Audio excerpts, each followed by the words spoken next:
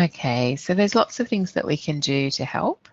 Now, I'm not expecting you to make a diagnosis as a teacher aide, but often you're the first person who's on the ground with the student, and certainly you can do lots of practical things. So I would be working on just keeping everything quite calm and positive, and trying not to put extra pressure on students when they're already not feeling so well. So one of the things you can do is show that you care about the person by asking about their interests.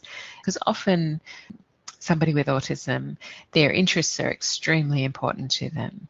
They spend a lot of energy and time on their interests. And so if you ask about their interests, then they know that you're a good person and that you're worth talking to. So being predictable and using visuals, those are the kinds of things that we talked about in the other presentation last year. So I won't go into huge detail about that. And I'm sure there's lots of other presentations that go into that as well. But certainly when someone is having mental health issues on top of their autism, then it's really important to go back to those basics of using visuals and saying what you're going to do, meaning what you say, those kinds of things.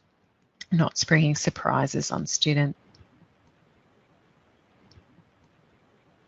So some of the other things we can do, we can be really clear on the goals. So we might have short-term and long-term goals. For example, in the short term, while someone's going through a mental health difficulty, we might back off in terms of getting putting pressure on them in terms of assignments and things like that. But in the long term, we're hoping that once they're more well, then they'll be able to catch up and move on with the academic stuff. So sometimes the goal for the moment is just about getting to school and being at school rather than getting those assignments done. So you can get advice from your team. So I'm sure there would be teachers you can talk to, and they might be seeking advice from the students' parents, from their psychiatrist or psychologist, or if there's an occupational therapist or a speech therapist involved, or those kinds of people, they can be giving you advice so that everybody's on the same page and you're not undoing what somebody else is doing. Another thing to think about is that even though you might know that someone's going through a rough time and a diagnosis might have been shared with you, the student may want to be able to choose whether they talk with you about that diagnosis or not. They might see you as someone that they can be with where they don't have to talk about that stuff. So they might be happy to talk to their psychologist and their psychiatrist about their mental health stuff, but when they're at school, they just want to focus on school stuff, and that's okay.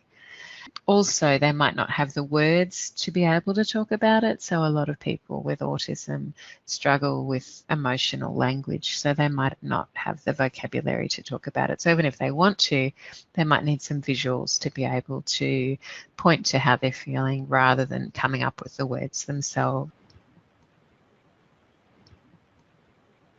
Okay, so one of the resources that I'll point you to, there's a video where Liz Watson from Positive Partnerships is interviewing me about, it's a tips for parents, but it's helpful for everyone, about when and how we can explain autism to children and adolescents.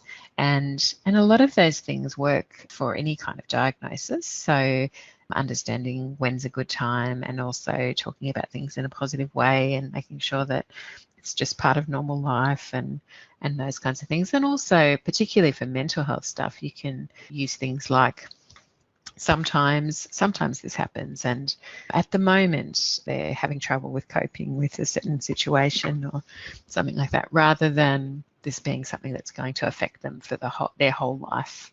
So you can firstly check whether students know about their diagnosis. So you might know as part of the team about someone's diagnosis, but perhaps nobody's told the student. So check before you start talking about it with them. And sometimes parents might be cautious around that. So we need to make sure that we've got permission from parents before we start using labels like autism or bipolar or those kinds of things.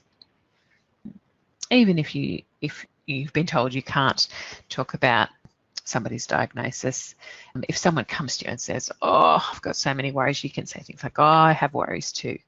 Yeah, everybody has worries. So letting them know that they're not the only person in the world who has those experiences.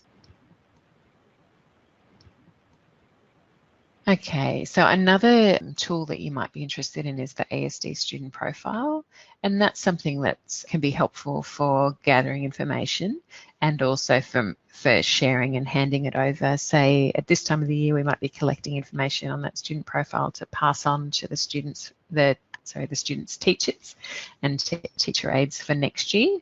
So any visuals that are helpful, any special words that work for this student, but capturing those strategies and things to be aware of. The student profile is something that's a 2-page tick a box thing. It's quite fairly quick to fill in, and you can use it when you're developing a learning support plan for a student, and you can also use it for things like making referrals and easing that transition from one school to another. So they might be moving from primary school to high school, and you want to make sure that the next school has all the information they need to be able to support the person. So yeah, so mental health may come into some of that profile as well.